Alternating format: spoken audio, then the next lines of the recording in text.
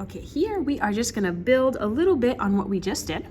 Okay, and this time, look, and here in my notes, I was translating phrases, not sentences, into algebraic expressions, not equations. This time, I'm gonna go ahead and make it full sentences, okay? And they're gonna be equations, right? Because the sentences are gonna say that something is equal to something. And remember, equations have equal signs, so really the only new information is all these different ways to say equal. I can just say is, right? I can say is equal to, is equivalent to, is the same as. Yields means like, oh look, like I have a number 5, and when I add 3, like it yields 8, it makes 8. This kind of means makes, like we're saying with results in, right? That makes a certain number, okay? So I think you're gonna find that this is not really, if you kind of were with the last round of things, I think you're not gonna find this too much harder. So let's take a look. 7 more than a number is 15. Okay, so let's look at our notes right here. More than is gonna indicate addition, right? So we have our addition, 7 more than a number is 15. So look, a number, that's X.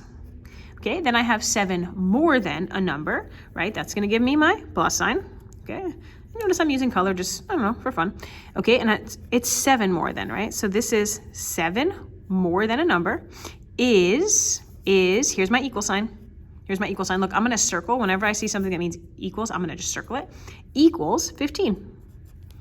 Done, okay? And for today, we're not worried about solving the equation, we're just writing the equation. Okay, so this is 7 more than a number is 15. Let's try another one. Okay, I see right here the quotient of a number and 10 is equivalent to, so I see my is equivalent to. Look, you can even put your equals first. Look, it says it's equivalent to 3. I can even do that first, right? That's fine.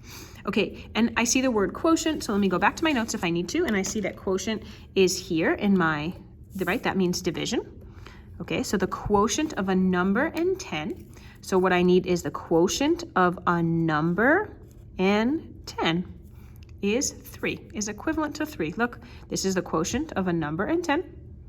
Okay, notice order matters, the number and then 10 is on the bottom.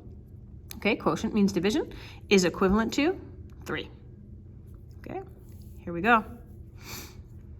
Look, oh, now I have 2 steps. Multiplying a number by 3, then subtracting 2 yields 7. Okay, so I see the yields, that means equals, and I see the 7, so I'm gonna go ahead and just put the 7.